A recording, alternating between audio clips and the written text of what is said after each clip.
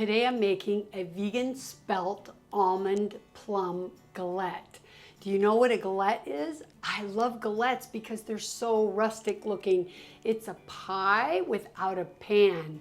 And so you literally just put the crust down, the filling in the middle, and you fold it over. And it's so beautiful and so rustic looking, and I'm making it out of whole grain spelt and almond flour. Now you guys know this recipe because this is the one that I did in my blueberry pie.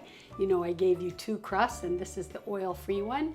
And so in this entire recipe, there's no oil. It's just using farmer's market plums with a little bit of sugar and some almond flour, both for the filling and the crust. I can't wait to show you guys this recipe because it's super easy and it's so good for the summer, using peaches or whatever you want. You can use cherry, strawberry, peaches, plums. I'm doing plums because that's what I bought at the farmer's market, but I love this with peaches also. Same exact thing. All right, so let's get started.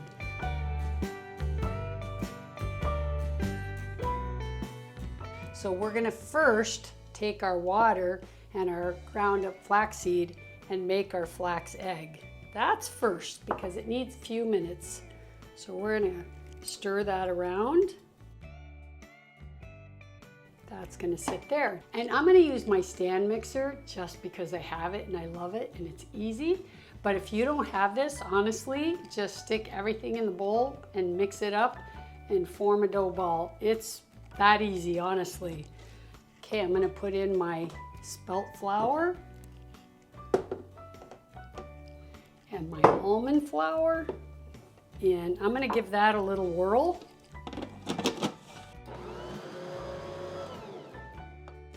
Just wanna mix that in. I'm gonna put a little bit of my sugar. I'm using the sucanat. I love sucanat. It tastes a little like molasses, but it's really just dehydrated cane juice, and I love that it's a whole food. And I'm gonna put a little bit of salt, just a little bit. And then we're gonna add our flax egg, but first let's get this around. So all we have left is the soy milk and the flax egg. And the flax egg's gonna go in next, and then we're gonna add our soy milk a little bit at a time. Okay, time for the flax egg. Okay, that's all incorporated. And now it's time for our soy milk. So I'm gonna run it, and then I'm just gonna add maybe half and then a spoon at a time.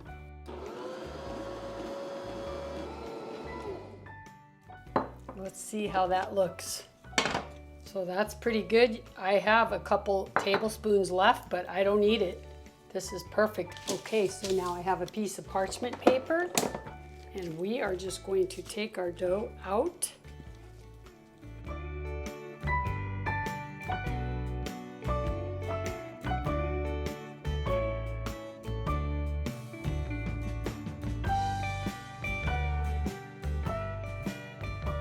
And now we're just gonna put this in the fridge for 15 minutes.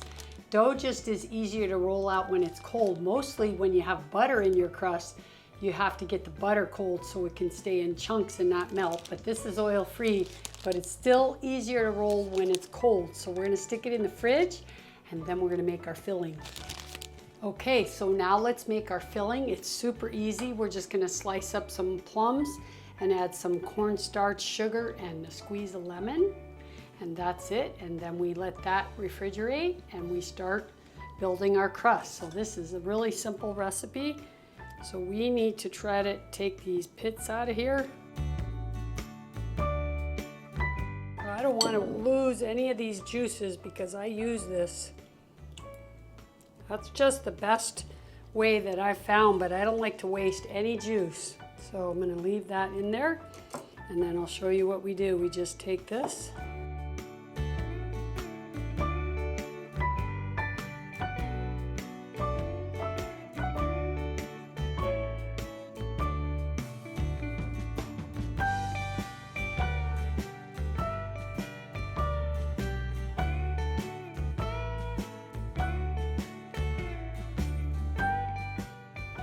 Saving every drop of that. So there's our plums. You can see the juice in the bottom. So we are going to add this sugar. Stir this around. I want to do a squeeze of half of a lemon. Now I've got 1 tablespoon of cornstarch. I'm going to add that in, but I may need more because these are really juicy. Okay, that's looking good. Now I'm going to put this in the fridge while we roll out the crust, and I'm going to get the oven preheated at 400. Okay, the dough is ready to roll out now.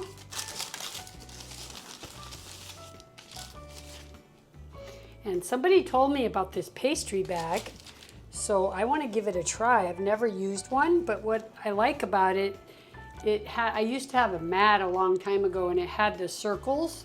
And see, it tells you when you've got a 10-inch, a 11-inch, 12-inch, and we're gonna try to do a 12-inch. It's silicone and it shouldn't stick, but just to be sure, I'm gonna give it a little flour. Let's start rolling. I like to try new things, we'll see.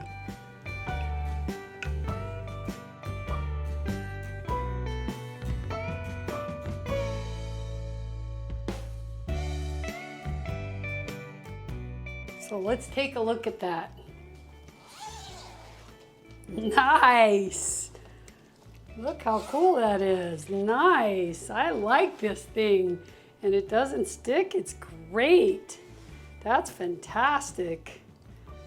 All right. So let me give it one last go. Make sure that everything is past the 12-inch mark. And really, you don't need to trim these because they're rustic anyway. But when you get the edges all uneven, you could pat them in or just trim them up. I like to usually just trim them a little bit. Okay, that's looking good. Now I think the best thing from here, let's get this opened all the way up. Fantastic! That's so cool. Very nice. So as I said, you can literally just go around and trim the edges.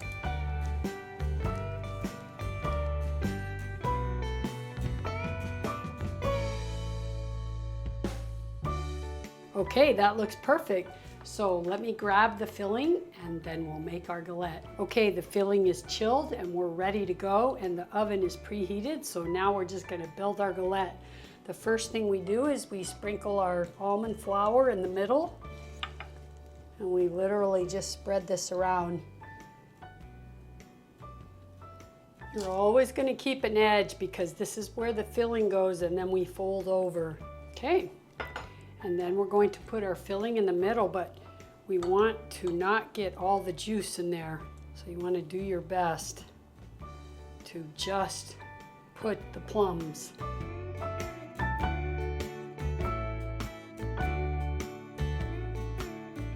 Now we are going to fold it over, and you're going to use the parchment paper and you fold it over, and then you crease this and fold it over. You can use the paper once you get started. So do you see how it's a natural fold? Well, you let that keep folding like right there, but you want to bring this one all the way over.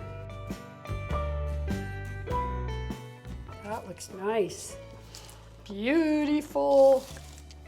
Do you see that? That looks delicious and nice. And now we are going to take this juice, and I am going to put this on the stove, and we're going to bring it down to like a jelly consistency, because if you don't have enough juice left, you can just use like apricot jam or any kind of jelly, but since I have this, I want to boil it down because I don't want to waste this. It's so flavorful.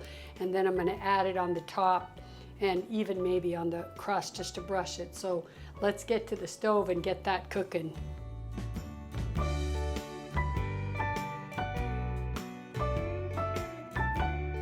Okay, so it's ready, and I just want to show you. Let me put this in the front so you can see the consistency now. You see how thick that is? And that's only the juice and the sugar that was left from the fruit. But of course, we put some cornstarch into the fruit, so there's a little bit in here that naturally thickens it up. You'll see a lot of recipes that either put apricot jam on their fruit to make them shiny. I'm going to put it on my crust also. You know how we always put soy milk, but let's put some of this delicious glaze. And now I want to sprinkle with a little sugar, and then in the oven it goes. So 400 degrees for about 10 minutes, and then I turn it down to 350 and I cook it about 20 minutes more. Here we go. Check it out and look at how beautiful and golden brown it is. And I think that glaze from the plum juice really made it a nice rich color. Now, with a galette, you need to let it cool completely before you cut it. And I let it cool for about an hour already, but it's still warm, I can feel it. So it's not really ready to cut, but I want to taste it for you guys. So I have to cut it right now. So let's see, how are we gonna do that? I think right here I'm gonna give it a cut and just do a little piece. Okay, let's give it a try. It's great to just pick it up like this. The sourness of the plums, they're actually pretty sweet, but they have that little bit of a sour flavor, but then with the sugar and the spelt, the earthy spelt crust, it's so good. You know, you can make this with any crust you want. You could use white flour, you could use half white, half whole wheat, all whole wheat. I just love spelt flour. It's so good, but it really needs to be cooler. So don't ruin yours like I did mine, but it's not ruined because it's still really delicious. But this filling, it almost has like a rhubarb flavor to it. Awesome. I can't wait to have another piece later, but I got to get this in the fridge and let it cool down and try it with peaches. That's usually my favorite way to do it. Just get good peaches from the farmer's market and do exactly the same recipe, and it's delicious. And if you don't have enough liquid, peaches can be less juicy than plums. To melt some down, you can always use apricot jelly, but you'll have enough. Just put that sugar on the peaches and let it sit there. But plums are a little bit more juicy, so it really needs to cool. All right, you guys, thanks for subscribing, and I hope you like this recipe, and I'll see you next time. Delicious.